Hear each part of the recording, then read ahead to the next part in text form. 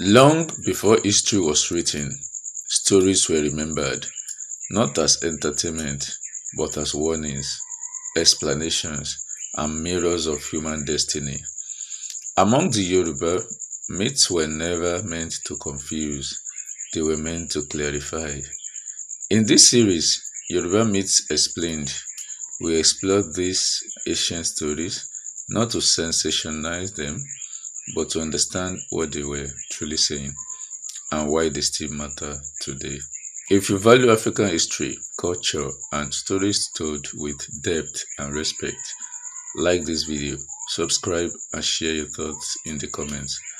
Your engagement keeps these stories alive. We've spoken before about symbols like Ẹyẹ Akálà, Abiku, and Oro, each revealing a different face of destiny. Today we continue that journey. This is Yoruba Myths Explained, and the story begins here. Before a child takes their first breath, before a king wears a crown, before fate finds its victims or its hero, destiny is already announced. If you love African spirituality, Yoruba history, and stories that separate myth from meaning, subscribe now, like this video, and stay with us till the end.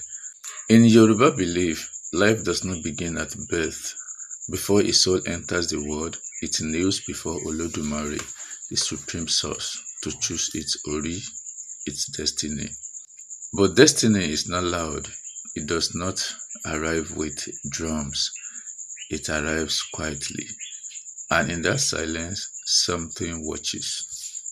Among the Yoruba, there is a bird that does not sing for food. It does not fly for attention. Its name is Ẹyẹ Akálà. Akálà is not a messenger like parrots. It is not playful like the weave bird. Akálà appears only when something irreversible is about to happen. Birth, death, judgment. Its presence alone is a statement. Akálà does not give life. Akálà does not take life. What it does is far deeper. Akálà confirms what has already been sealed. In Yoruba cosmology, no power acts alone, even death answers to order. When Akálà appears, elders say, what destiny has signed has been approved. In the movie Anikulapo, Akálà is said to possess a god that revives the dead.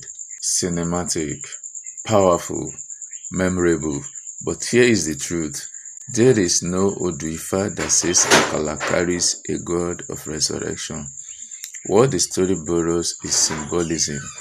The god represents Ashe, authority to complete a divine process.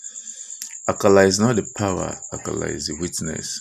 When Akálà appears near a home, elders do not panic, they prepare, because Akálà does not kill. It confirms that death has already received permission. In Ifa thought, death without permission is chaos, but death with confirmation is order. Akálà is the stamp. Humans fear Akálà not because it is evil, but because it arrives after choices are made.